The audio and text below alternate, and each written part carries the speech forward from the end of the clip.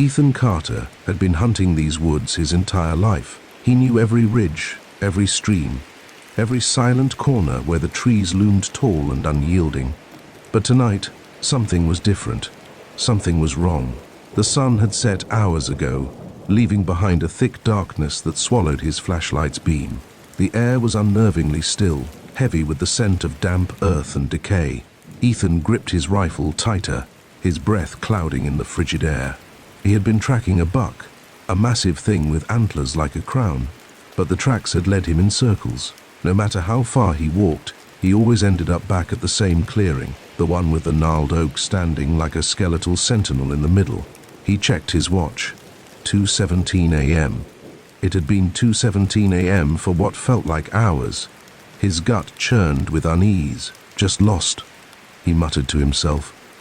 But the words sounded hollow. A rustle in the underbrush made him freeze. Slowly he raised his rifle and scanned the darkness. The trees whispered, branches swaying without wind, and then he saw it, just beyond the tree line. A figure. At first it looked like a man, tall and gaunt, its head cocked to one side as if listening. But then it moved, too fast, too fluid, stepping into the moonlight. It wasn't a man. Its skin stretched too tight over its bones, pale and glistening like something raw.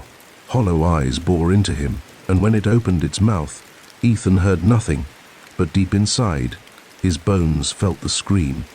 He fired. The shot echoed through the trees, and the thing disappeared into the brush. Ethan didn't wait to see if it was dead. He turned and ran. Branches lashed at his face, roots snared his boots, but he didn't stop. He could hear it behind him, crashing through the undergrowth, the sound impossibly close, no matter how far he ran.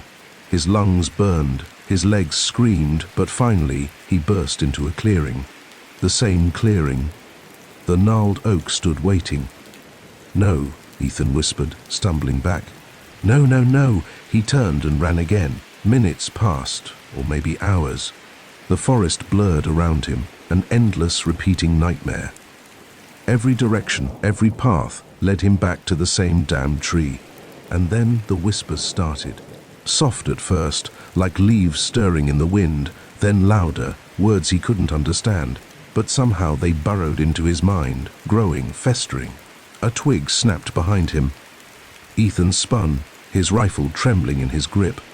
The creature stood at the edge of the clearing, its head twitching with slow, deliberate jerks. Its hollow eyes gleamed in the moonlight, and its mouth stretched into something that might have been a smile. Ethan fired again, but this time the bullet passed through it like mist. The thing didn't flinch. It stepped closer. Ethan turned and sprinted into the woods, heart hammering in his chest, muscles screaming. He didn't look back. He couldn't. Then, suddenly, he tripped. He hit the ground hard, the breath driven from his lungs. Pain flared in his ankle, sharp and hot. Gritting his teeth, he pushed himself up and stopped. The clearing, the oak, he was back again. A broken laugh escaped his throat, wild and desperate. "This isn't real," he whispered. "This can't be real." The whispering voices swelled around him, and then he heard something new. Footsteps, slow, deliberate, right behind him. With trembling hands, Ethan reached for his rifle, but it was gone. His eyes darted around the clearing, searching frantically. And then he realized he had never had the rifle at all. A shadow loomed over him. Cold breath ghosted against his neck. A voice, hollow and ancient, whispered in his ear. "Run again, Hunter," Ethan screamed.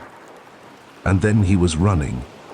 The forest stretched endlessly before him, dark and merciless. The cycle began anew, and deep within his chest, he knew the truth. He would never leave these woods, and the creature would never stop hunting him.